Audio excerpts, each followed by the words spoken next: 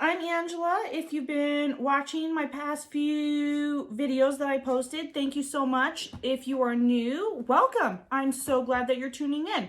So this week I've done a lot of thinking on what topics are really important to people right now and what is really hitting home with people, because there's a million topics that I could talk about that are controversial, that aren't as serious, that might be fun, and I'm going to get to those. But this week, the one that I decided to do is, should law enforcement be permitted to use deadly force? And some of you are sitting there saying, of course they should be. Like, is that even a question? And some people are sitting there saying, absolutely not. There's no need for it. And neither of you are necessarily wrong. It is your opinion and how you feel about the subject. And most people have a reason for feeling the way that they do about any subject, even this one. So to start with, I would like to say that even though I view this in one way, does not mean that I do not respect the way that you feel. Your opinion is valid, and it's very important for everybody to have different opinions. My opinion on this subject is absolutely law enforcement should 100% be permitted to use deadly force. And there's multiple reasons behind it. The biggest one being is the people that cops are pursuing, the criminals, the perpetrator, whatever you choose to call it. So most of those people have a lethal weapon.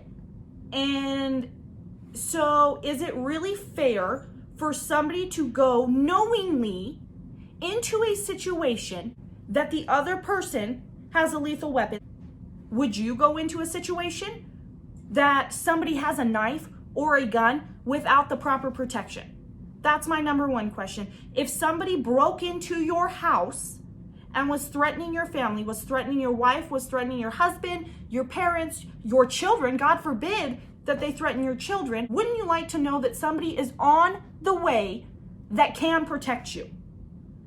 So I know for a fact that if somebody broke into my house and I was not able to get to something that I felt like could protect me, I would feel so much more at peace knowing that there was an officer on the way to my house, to my location, wherever I may be, with a weapon, whether it be a lethal one or a less than lethal, whatever the situation calls for, but they are on their way to protect me.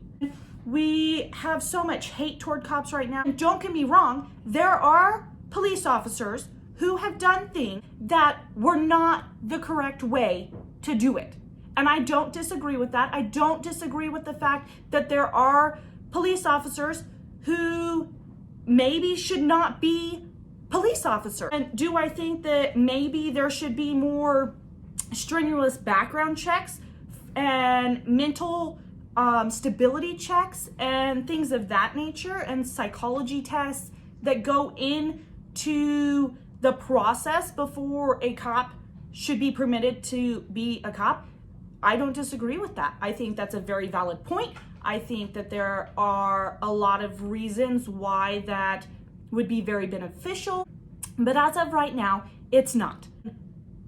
That doesn't change the fact that cops should still be allowed to use lethal force. There are so many situations where deadly force is imperative. For instance, let's clarify what deadly force is. Force that is likely to cause, or that a person knows or should know would create a substantial risk of causing death or seriously bodily harm or injury.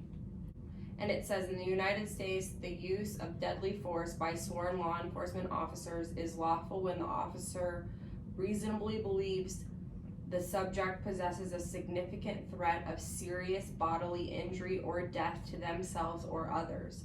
The use of deadly force by law enforcement is also lawful when used to prevent the escape of a fleeing felon, when the officer believes escape would possess a significant threat or seriously bodily injury or death to a member of the public.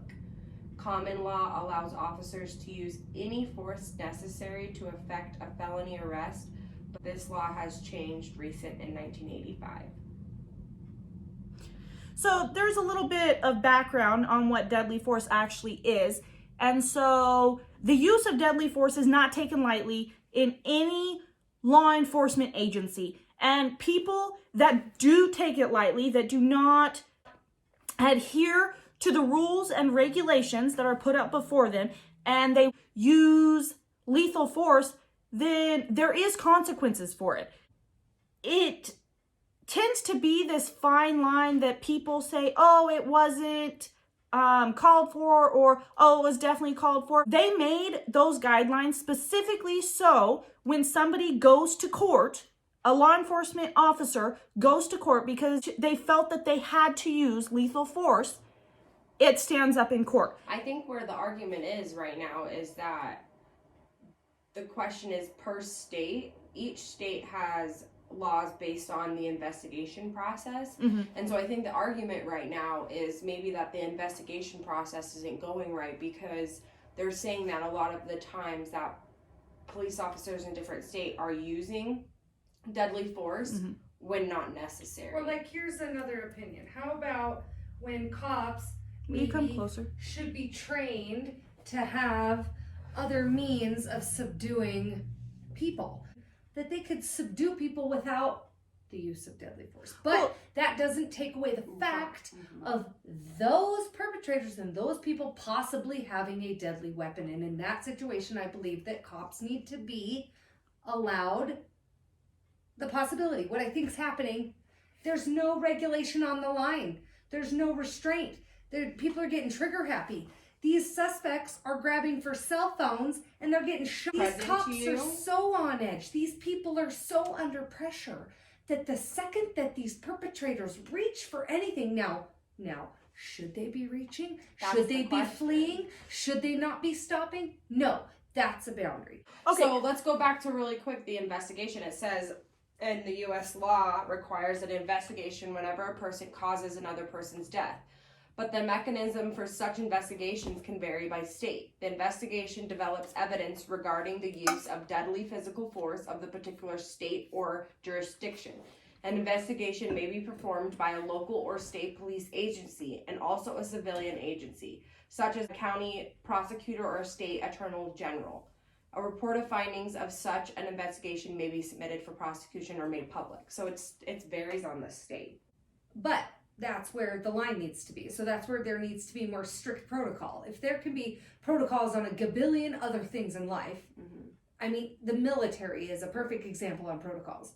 Then why isn't there more protocol on police action? Right. So did you take this step, that step, and then that step before you used your lethal force? So Angela, where would you think, like, could you come up in your head with a time or maybe an idea of why we should take away deadly force from the cops? Could that even cross your mind, that thought? If we were to try to look at someone else's opinion, how could we see it? And why would we say, okay, cops don't deserve? One thing, like Vanessa said, is cops aren't being trained properly to use their deadly weapons. And they're not using their specialized training to subdue people other way. Well, and so I think as far as I go, actually seeing a time and a society where we could take away law enforcement having the ability to use lethal force is unreal. It's unrealistic. It's practically impossible due to the fact that I truly believe that if law enforcement was not permitted to use lethal force, crime would go through the roof. We think crime's high now, especially in cities like Baltimore and New York and Denver and big cities like that. Crime is through the roof. And most people who watch the news, their minds are blown by how many children are getting abducted, how many children are getting sold into sex trafficking, how many adults and teenagers are getting killed, how many people are joining gangs. Well, it's really funny because so England for years hasn't carried guns, right? And so like everyone always uses that as an example. Well, they've been doing that for so long, so they don't have like we have drug trafficking, which causes weapon trafficking into America.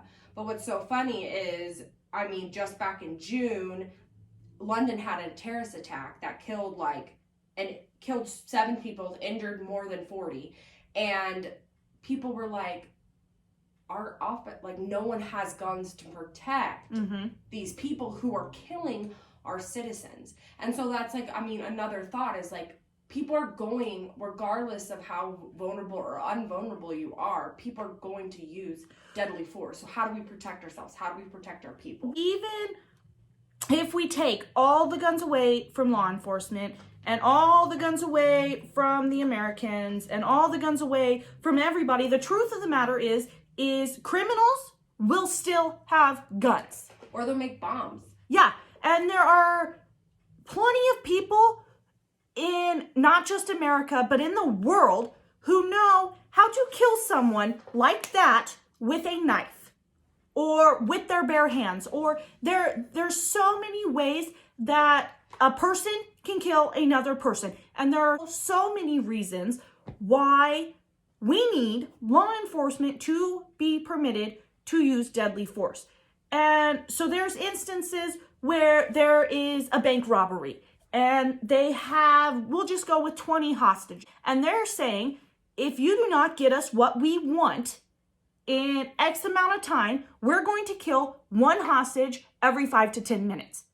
I truly believe in that instance, if there is law enforcement that can get into that place, lethal force is 100% permitted to save the lives of the 20 people in there. We may be able to go from the other side and say, oh, but is their life really more important than the perpetrators? First of all, is your life more important than the perpetrators? Is your child's life? And if there's a circumstance where the perpetrator's life can be saved, cops more likely than not want that person's life, because then he can be tried justly. And in America, majority of people want to see a just trial. And so, yes, you're going to have circumstances where that cop is out to kill, but that is very slim. Majority of the time they want him alive. And if they do shoot, it's because they want him alive and they want that person to have a just trial and to see their time. Yeah. Well, and there's a whole sense too of the authority needs to be respected, and the sense that they do have lethal force gives the sense of authority. Right, and it should be respected. And it needs to be respected. You carry a gun to protect me and my family, so I respect So that. I don't have to. Right. So the people that do live in the city, so this is where maybe the boundary is. So people who live within the inner city of a city, they don't carry guns in their home. They don't have guns on them. They think guns are for people out in the country. I can empathize with that. Right. But those are also people who respect that the police have the authority and are going to protect them. I think too, if we're going to sit there and say that cops should not be permitted to use lethal or deadly force, then we should look at the perpetrator and say, you can't use deadly force either. Yeah, who's respecting? Where's the boundary? I don't want to take away the cops' use of lethal force. Oh. No. Well, we do need to talk about it. What do you talk about? How do you fix it? Yeah. Training. Higher specialization. Yeah. So here's the thing. There's a conundrum here, right? They're either going to have to up taxes so we can afford to pay these specialized cops, or they're just going to have to get trained for free, and they're going to have to keep getting paid their same wage, and they're going to have to be held to a higher standard. Can we hold people to a higher standard just because I'm not paying you more? I think so. I think so.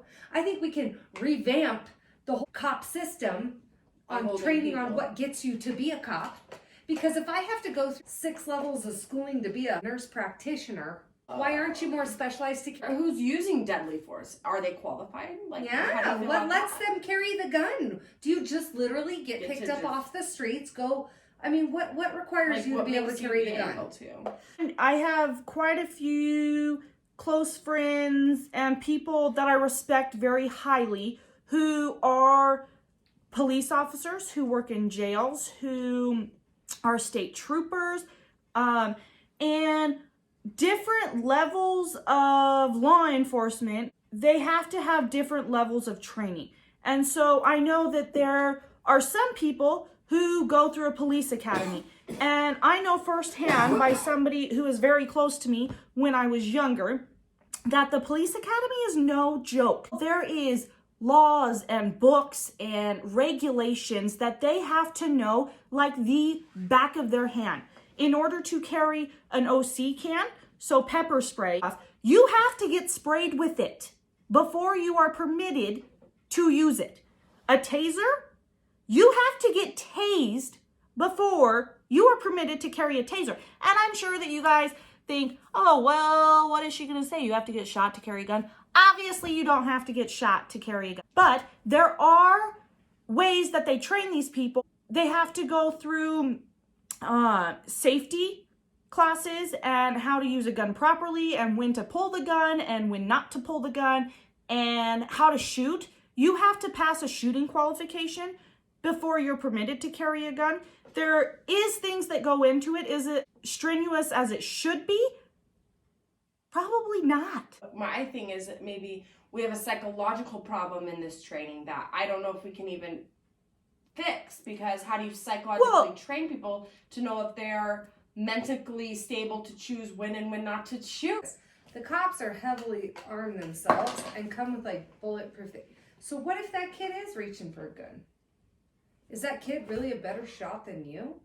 You don't know. You're wearing bulletproof everything. So first of all, we view cops decked out in all this stuff. Yeah. In a bulletproof helmet, a bulletproof vest with their shields out in front of them and all this crazy stuff. The truth of the matter is when you get pulled over, is the cop that pulls you over in a bulletproof helmet with a bulletproof shield in front of him. I actually had a really good girlfriend, just recently, a girlfriend of mine told me she was in Texas. She has a concealed weapons carry and she always carries. She was in Texas and their laws are a little bit different there. Well, she was pulled over in Texas and the officer came over, started talking. She had forgot that her gun was on her and it was in the door. Well, she had immediately remembered that her gun was there, and she said she stopped exactly what she was doing and she put both hands on her steering wheel and she said, "Officer, I'm really sorry, but I have a license to carry my weapon and it's in my door."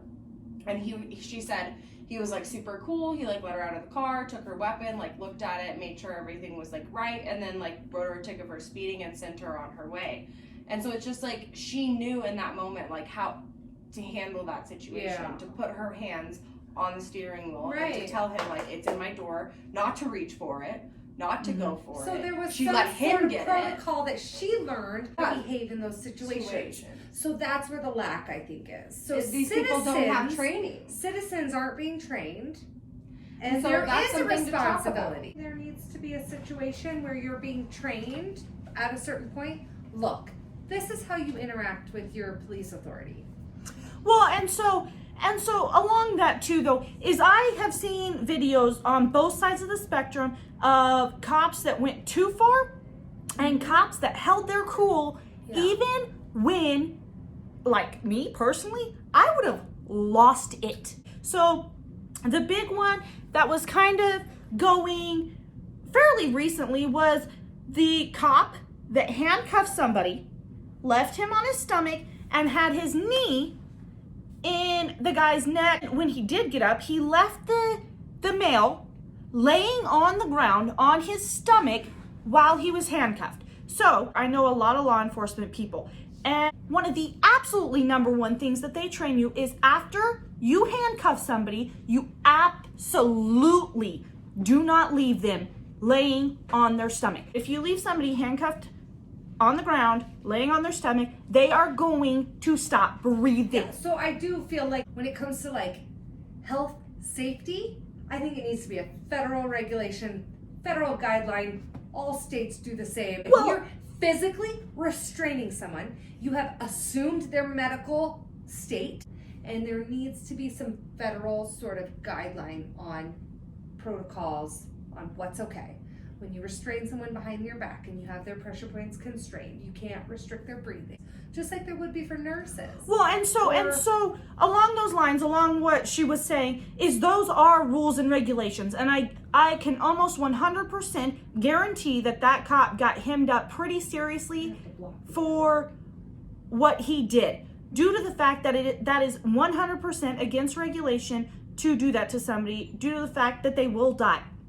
So on the other end of the spectrum, this is another video that I saw fairly recently. I don't remember when it was exactly that I saw that, but there was a female black cop who had the person that she had arrested sitting on the curb. He was handcuffed, but he was sitting up, which is how they are supposed to be handcuffed. So this man, he was blatantly calling her a nigger over and over again. And she stood there straight-faced, did not flinch, did not react, did not give him the time of day. And this video went on for well over 5 minutes of him calling her that over and over and over again, and cussing at her and just saying mean, horrible, terrible things. Could you have kept her cool if somebody sat there Degraded. and degraded you for Lord knows how long that went on? Because realistically, that video was only a portion of what actually happened. When I get degraded in any way, automatically I want to react. So as we wrap up this topic, like I said before, I believe that cops should be permitted to use deadly force. I gave you a few reasons why. We had a little bit back and forth on why they should or should not. And I do understand why some people choose to not agree with cops being permitted to use lethal force, especially people who are parents to somebody who a cop used deadly force on. And so I do not judge you for believing that way or choosing to think that law enforcement should not be permitted to use deadly force, because I can't imagine having a child who died from law enforcement officer. But on the flip side to that, 9 times out of 10, the law enforcement officer had a reason for using deadly force. So I would also understand that that person that I love that died by a cop's hands was most likely doing something that they should not have been doing, that made the officer feel like the officer's life or someone else's life was in danger. So that is my final thought on this subject. I hope that you all enjoyed the video. Please tell me what you all think. Tell me what your opinions are. And if you leave an opinion, please tell me why you believe that, because I truly do want to know the opposing side. I want to know why people believe the things that they believe and what caused them to choose to believe it. So please, like I said, leave a comment. I hope that you subscribe to my page. There's going to be lots and lots more videos. Some of them are going to be fun. Some are going to be more serious ones like this. Anyway, I hope you guys have a wonderful week, and I'll have another video posted on Sunday. Bye.